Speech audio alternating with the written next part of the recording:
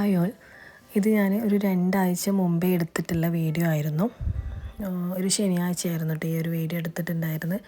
അപ്പോൾ അതിൻ്റെ video edit ചെയ്തിട്ട് വോയിസ് ഓവർ കൊടുക്കാനൊന്നും എനിക്ക് കഴിഞ്ഞില്ല. മൂക്ക് വയ്യാത്തതുകൊണ്ട് അതിൻ്റെ കുറച്ച് തിരക്കും കാര്യങ്ങളായപ്പോൾ പിന്നെ അങ്ങനെ ഡിലേ ആയതാണ്. അപ്പോൾ ആ ഒരു അന്നത്തെ ദിവസം രാത്രിക്കത്തേക്ക് വേണ്ടിയിട്ട് ചപ്പാത്തി റെഡിയാക്കി എടുക്കാൻ മാവൊക്കെ നന്നായിട്ട് കുഴച്ചെടുത്തിട്ടുണ്ട്. പിന്നെ ചപ്പാത്തി കുറേയൊന്നും വേണ്ട, 2 3 ഒക്കെ ഞങ്ങൾ കഴിക്കുള്ളൂ. പക്ഷെ മാവ് കുഴച്ചത് കുറച്ച് അധികമാണ് തോന്നിയിട്ട് ഞാൻ കുറച്ച് ഫ്രിഡ്ജിലേക്ക് എടുത്ത് വെച്ചു. പിറ്റത്തെ ദിവസം എടുക്കാമല്ലോ. ഇതിലേക്ക് ഞാനൊരു പനീർ മസാലയാണ് റെഡിയാക്കി എടുത്തിട്ടുണ്ടായിരുന്നത്. ഈ ഒരു റെസിപ്പിയുടെ ലിങ്ക് ഞാൻ താഴെ ഡിസ്ക്രിപ്ഷനിൽ കൊടുക്കാം. ഞാൻ ഷോർട്ടായിട്ട് എൻ്റെ യൂട്യൂബ് ചാനലിലും ഇൻസ്റ്റഗ്രാം പേജിലൊക്കെ അപ്ലോഡ് ചെയ്തിട്ടുണ്ട്. നല്ല ടേസ്റ്റി ആയിട്ടുള്ള റെസിപ്പിയാണ്. നമുക്കിത് പൊറോട്ടയുടെയും പിന്നെ അപ്പത്തിൻ്റെയൊക്കെ കൂടെയൊക്കെ കഴിക്കാവും.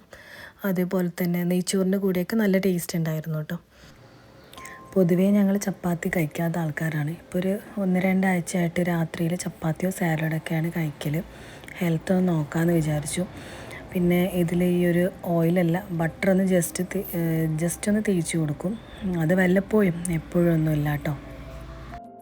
ഇപ്പോൾ ഇത് ഈ ഞായറാഴ്ച രാവിലെ എടുത്തിട്ടുള്ളതാണ്. രാവിലത്തേക്ക് ഞാൻ പുട്ടും ചെറുപയർ കറി റെഡിയാക്കി എടുക്കാമെന്നാണ് വിചാരിച്ചിട്ടുള്ളത്. അപ്പോൾ അതിന് വേണ്ടിയിട്ട് പുട്ടിന് വേണ്ടിയിട്ട് ഞാൻ അരി തലേദിവസം വെള്ളത്തിലിട്ട് വെച്ചിട്ടുണ്ടായിരുന്നു. അതുപോലെ തന്നെ ചെറുപയറിലേക്ക് കുറച്ച് ഉള്ളി, അതുപോലെ തന്നെ തക്കാളി, മഞ്ഞളും ഉപ്പും ഇട്ടിട്ട് വേവിക്കാൻ വേണ്ടി വെച്ചിട്ടുണ്ട്. പുട്ടിന് വേണ്ടിയിട്ടുള്ള അരി ഒന്ന് പൊടിച്ചെടുക്കുകയാണ്. ഇത് നമ്മൾ റേഷൻ കടയിൽ നിന്നൊക്കെ വാങ്ങിക്കൂലേ, മറ്റേ നെല്ലുത്തരി, ചോറ് വെക്കുന്ന അരി, അത് വെച്ചിട്ടാണ് കേട്ടോ പൊടിച്ചെടുത്തിട്ടുള്ളത്. ഞാൻ പുട്ടുപൊടിയുടെ റെസിപ്പി ഇതിന് മുമ്പേ ചെയ്തിട്ടുണ്ട്. ഷോർട്ടായിട്ടാണ് ഞാൻ ചെയ്തിട്ടുള്ളത്.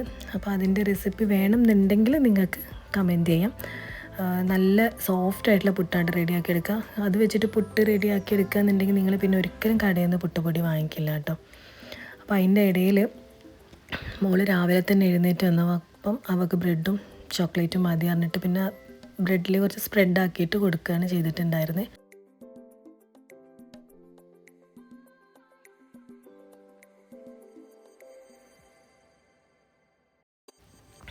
അതിനിടയ്ക്ക് ഞാൻ പുട്ട് റെഡിയാക്കി എടുക്കുന്നുണ്ട്. അതുപോലെ തന്നെ കറിക്ക് വേണ്ടിയിട്ടുള്ള തേങ്ങയൊക്കെ ഒന്ന് അരച്ചെടുക്കുകയാണ്.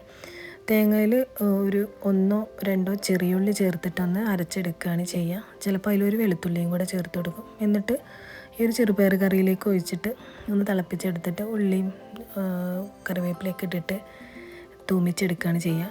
അന്നത്തെ ദിവസം എൻ്റെ കയ്യിൽ കറിവേപ്പില ഇല്ലായിരുന്നു, അതുകൊണ്ട് ഇതിൽ കറിവേപ്പില കാണൂല. അപ്പം തൂമിച്ചെടുത്ത് കഴിഞ്ഞ് പുട്ടും റെഡിയാക്കിയെടുത്ത് ചായയൊക്കെ റെഡിയാക്കി എടുത്തിട്ടുണ്ട്. അപ്പോൾ ഞങ്ങൾ ചായ കുടിക്കലൊക്കെ കുറച്ചിട്ടുണ്ട്.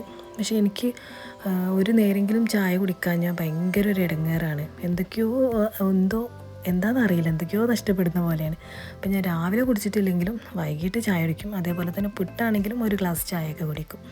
അപ്പം ചായയൊക്കെ റെഡിയാക്കി എടുത്ത് മക്കൾക്കൊക്കെ ഫുഡ് കൊടുത്ത്, ഞായറാഴ്ച ആയതുകൊണ്ട് എല്ലാവരും വീട്ടിലുണ്ടാവുമല്ലോ. അപ്പം ഈ ഒരു സമയത്ത് കടയിൽ പോയതായിരുന്നു. അപ്പം മക്കൾക്കൊക്കെ ഫുഡ് കൊടുത്ത് അതൊക്കെ കഴിഞ്ഞ് പാത്രമൊക്കെ കഴുകി കഴിഞ്ഞപ്പോഴത്തേക്കും വന്നിട്ടുണ്ട്.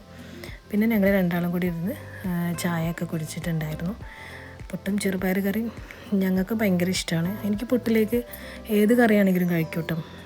ഇനിയിപ്പം കടലയോ എന്താ പറയുക, അതേപോലെ തന്നെ ഗ്രീൻ പീസ്, പിന്നെ ചിക്കനും ബീഫും പിന്നെ പറയണ്ട, അതെന്തായാലും ഇഷ്ടമാവും. എനിക്കായിട്ടല്ല എല്ലാവർക്കും ഇഷ്ടമായിരിക്കും. അതൊക്കെ കഴിഞ്ഞ് എൻ്റെ കുളിയൊക്കെ കഴിഞ്ഞതിന് ശേഷമാണ് പിന്നെ ഞാൻ ടേബിളിലുള്ളതൊക്കെ കുറച്ച് സംഭവങ്ങളൊക്കെ എടുത്ത് വെക്കാനുണ്ടായിരുന്നു. സാധാരണ തുടക്കുന്നതിന് മുമ്പ് അടുത്ത് വെക്കുക, പക്ഷെ അത് അങ്ങനെ പൊടിയൊന്നുമില്ല. അപ്പോൾ അത് തലേദിവസം ഞാൻ പറഞ്ഞല്ലോ മോക്ക് വെയ്യായിരുന്നു എന്ന്, അപ്പോൾ അതുകൊണ്ട് അവൾക്ക് നെബുലൈസ് ചെയ്യാൻ വേണ്ടിയിട്ടുള്ളതൊക്കെ എടുത്ത് വെച്ചതായിരുന്നു. അപ്പോൾ അതൊക്കെ എടുത്ത് വെച്ച്, അതുപോലെ തന്നെ വെള്ളമൊക്കെ ഞാൻ രാവിലെ തിളപ്പിച്ച് വെച്ചിട്ടുണ്ടായിരുന്നു. അതൊക്കെ ഒന്ന് ബോട്ടിലാക്കിയിട്ട് ടേബിളിൽ കൊണ്ടുവച്ചു.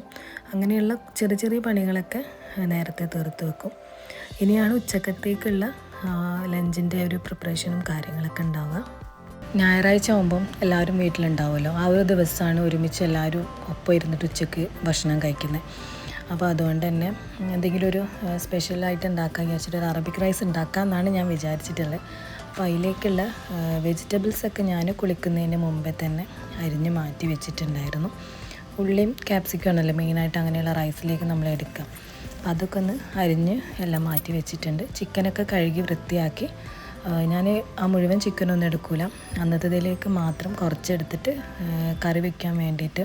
അതുപോലെ തന്നെ ബോൺലെസ് പീസൊക്കെ മാറ്റി വയ്ക്കും, സാലഡോ പാസ്തയോ അങ്ങനെയൊക്കെ റെഡിയാക്കി എടുക്കാൻ വേണ്ടിയിട്ട്. അപ്പോൾ അതൊക്കെ മാറ്റി ഫ്രിഡ്ജിലേക്ക് എടുത്ത് വെച്ചിട്ടുണ്ട്. പിന്നെ റൈസ് ഞാൻ ആദ്യം തന്നെ കുതിരാൻ വേണ്ടിയിട്ട് വെള്ളത്തിലിട്ട് വെച്ചിട്ടുണ്ടായിരുന്നു. ഒരു 1 ഹവറൊക്കെ മാറ്റി വെക്കുള്ളൂ, ചിലപ്പോൾ 1 ഹവറും വെക്കൂല, ഒരു അരമണിക്കൂർ അത്രയ്ക്ക് വെക്കുള്ളൂ. പിന്നെ വെള്ളം നന്നായിട്ട് തിളച്ചതിന് ശേഷം ഇതിലേക്ക് ഉപ്പും ഓയിലും ഒഴിച്ച് കൊടുത്തിട്ട് അരിയിട്ടൊന്ന് തിളപ്പിച്ചെടുക്കുക. എല്ലാവർക്കും അറിയുന്നതായിരിക്കും. പിന്നെ റൈസ് റെഡിയാക്കി എടുക്കാൻ വേണ്ടിയിട്ട് ഞാൻ പാനിലേക്ക് കുറച്ച് ഓയിൽ ഒഴിച്ച് കൊടുത്തിട്ടുണ്ട്. ഏതെങ്കിലും ഒരു വെജിറ്റബിൾ ഓയിൽ ഒഴിച്ച് കൊടുക്കുക. പിന്നെ കുറച്ച് ബട്ടറും കൂടെ ചേർത്ത് കൊടുത്തിട്ടുണ്ട്. പിന്നെ കുറച്ച് ജീരകവും പിന്നെ കുറച്ച് മല്ലിയും കുരുമുളകും ചേർത്ത് കൊടുക്കാം. പിന്നീട് ഇതിലേക്ക് അരിഞ്ഞ് വെച്ചിട്ടുള്ള ഉള്ളിയും പിന്നെ 1 ടീസ്പൂണോളം ഇഞ്ചി വെളുത്തുള്ളി പേസ്റ്റ് കൂടെ ചേർത്തിട്ട് ഒന്ന് നന്നായിട്ട് മിക്സാക്കി കൊടുക്കാം. ഇനി ഇതിലേക്ക് കുറച്ച് നമ്മൾ അരിഞ്ഞ് വെച്ചിട്ടുള്ള ക്യാപ്സിക്കവും കൂടെ ചേർത്തിട്ട് ഒന്ന് മിക്സാക്കി കൊടുത്തതിന് ശേഷം പിന്നെ ചേർത്ത് കൊടുക്കുന്നത് ഞാൻ അറബിക് മസാലയാണ്. അത് നിങ്ങൾക്ക് ഏത് ബ്രാൻഡ് വേണമെങ്കിലും ഉപയോഗിക്കാം. ചിലവർ വീട്ടിൽ തന്നെ ഉണ്ടാക്കും, അതായിരിക്കും എനിക്ക് തോന്നുന്നു കൂടുതൽ ടേസ്റ്റ്. എനിക്ക് നമ്മൾ വീട്ടിലുണ്ടാക്കുന്ന അത്ര ടേസ്റ്റായിട്ട് തോന്നിയില്ല ഈ പുറത്തുനിന്ന് വാങ്ങിച്ചിട്ടുള്ളത്. ഏത് ബ്രാൻഡിൻ്റെ ആണെന്നൊന്നും എനിക്കറിയില്ലായിരുന്നു കേട്ടോ. കുറച്ച് മുമ്പ് വാങ്ങി വെച്ചിട്ടുള്ളതാണ്. ഇതിന് മുമ്പ് ഞാൻ വീട്ടിലുണ്ടാക്കിയിട്ട് ബാക്കിയുള്ളതായിരുന്നു കേട്ടോ. എന്നിട്ട് കുറച്ച് മഞ്ഞൾപ്പൊടിയും കൂടെ ചേർത്തിട്ടൊന്ന് മിക്സാക്കി കൊടുത്തതിന് ശേഷം ഇതിലേക്ക് നമ്മൾ കഴുകി വൃത്തിയാക്കി വെച്ചിട്ടുള്ള ചിക്കനും കൂടെ ചേർത്തിട്ടൊന്ന് മിക്സാക്കി എടുക്കുക. എന്നിട്ട് ഇതൊന്ന് നന്നായിട്ട് വേവിച്ചെടുക്കുക. ഒരു 10-15 മിനിറ്റ് കൊണ്ട് തന്നെ നമുക്ക് ഈ ഒരു ചിക്കനൊന്ന് വെന്ത് കിട്ടും. ഒരു 10 മിനിറ്റൊക്കെ കഴിഞ്ഞതിന് ശേഷം പിന്നീട് ഇതിലേക്ക് നമ്മൾ ഒരു 1-1.5 തക്കാളി നന്നായിട്ടൊന്ന് മിക്സിയിലൊന്ന് അടിച്ചെടുത്തിട്ട് ചേർത്ത് കൊടുക്കാം. അത് കറക്റ്റ് എത്ര എണ്ണാന്ന് എനിക്ക് ഓർമ്മയില്ല, ഞാൻ കുറച്ച് മുമ്പേ എടുത്തിട്ടുള്ള വീഡിയോ ആയതുകൊണ്ട് എനിക്ക് ഓർമ്മയില്ല കേട്ടോ. പിന്നെ ഇതിലേക്ക് ഉണക്കനാരങ്ങ ജസ്റ്റ് ഒന്ന് പൊട്ടിച്ചിട്ട് അതും കൂടെ ചേർത്ത് കൊടുക്കുന്നുണ്ട്. പിന്നെ ഇതിലേക്ക് മാഗി ക്യൂബും കൂടെ ചേർത്ത് കൊടുക്കുന്നുണ്ട്, ചിക്കൻ സ്റ്റോക്ക്. എന്നിട്ട് മിക്സാക്കി എടുക്കുമ്പം നമ്മുടെ ഈ ഒരു മസാല റെഡിയായി കിട്ടും. ഇതേ സമയം തന്നെ ഇതിലേക്ക് ആവശ്യമുള്ള സോസും കാര്യങ്ങളൊക്കെ ഒന്ന് റെഡിയാക്കി എടുക്കുകയാണ്. മയോണൈസ് എന്തായാലും ഇതിലേക്ക് നിർബന്ധമാണല്ലോ, അതില്ലാതെ നമുക്ക് എന്തായാലും ഒരു അറബിക് റൈസും കഴിക്കാൻ ഒരു ടേസ്റ്റ് തോന്നൂല. പിന്നെ ഇതിൽ നിന്ന് ഞാൻ കുറച്ച് ആ ഒരു വെള്ളം ഒന്ന് മാറ്റി വെക്കുന്നുണ്ട്, മസാല മാറ്റി വെക്കുന്നുണ്ട് റൈസിലൊന്ന് ചേർത്ത് കൊടുക്കാൻ വേണ്ടിയിട്ടാണ്. എന്നിട്ട് ഫസ്റ്റ് ആദ്യം വേവിച്ച് വെച്ചിട്ടുള്ള റൈസ് അതിലേക്ക് ചേർത്ത് കൊടുക്കാം. എന്നിട്ട് പിന്നെ കുറച്ച് നമ്മൾ നേരത്തെ എടുത്ത് വെച്ചിട്ടുള്ള ആ ഒരു മസാലയുണ്ടല്ലോ അതും കൂടെ ചേർത്ത് കൊടുക്കുക. അതിനുശേഷം ബാക്കിയുള്ള റൈസും കൂടെ ചേർത്ത് കൊടുത്തിട്ട് നമ്മൾ കനലൊന്ന് ചൂടാക്കിയതിന് ശേഷം കുറച്ച് ഓയിൽ ഒഴിച്ചിട്ടൊന്ന് നമ്മൾ ആ ഒരു സ്മോക്കി ഫ്ലേവർ കിട്ടാൻ വേണ്ടിയിട്ട് ആ ഒരു രീതിയിലൊന്ന് ചെയ്തിട്ടൊരു 10 മിനിറ്റ് അടച്ച് വെച്ചാൽ മതി. അത് കഴിഞ്ഞിട്ട് നമുക്ക് ഫുഡ് സെർവ് ചെയ്യാവുന്നതാണ്. ആ ഒരു അറബിക് റൈസിന് ആ ഒരു സ്മോക്കി ഫ്ലേവർ കിട്ടുമ്പോഴല്ലേ ആ ഒരു റൈസിന് നമുക്ക് പുറത്തുനിന്നൊക്കെ കഴിക്കുന്ന ഒരു ഇത് തോന്നാം. അത് കഴിഞ്ഞ് ഫുഡൊക്കെ റെഡിയാക്കി വെച്ചതിന് ശേഷം ഞാൻ അന്നത്തെ കാര്യങ്ങളോ അല്ലെങ്കിൽ എനിക്ക് പിന്നെ എന്തെങ്കിലും വീഡിയോ എടുക്കാനുള്ളതുണ്ടെങ്കിൽ അത് ഞാൻ ജസ്റ്റ് ഒന്ന് എന്തെങ്കിലും ഒരു ഡയറിയിലോ ഒരു ബുക്കിലോ ഞാൻ എഴുതി വെക്കും. അങ്ങനെ ഫുഡൊക്കെ കഴിച്ച് കഴിഞ്ഞ് പിന്നെ ഒരു മഞ്ചൊക്കെ കഴിച്ചിങ്ങനെ ഫിലിം കണ്ടിരുന്നു. അന്നത്തെ ദിവസം വൈകുന്നേരം ഞങ്ങളെ കസിൻ്റെ വീട്ടിൽ പോയിട്ടുണ്ടായിരുന്നു. ആ ഒരു സമയത്ത് എടുത്തിട്ടുള്ള വീഡിയോ ആണിത്.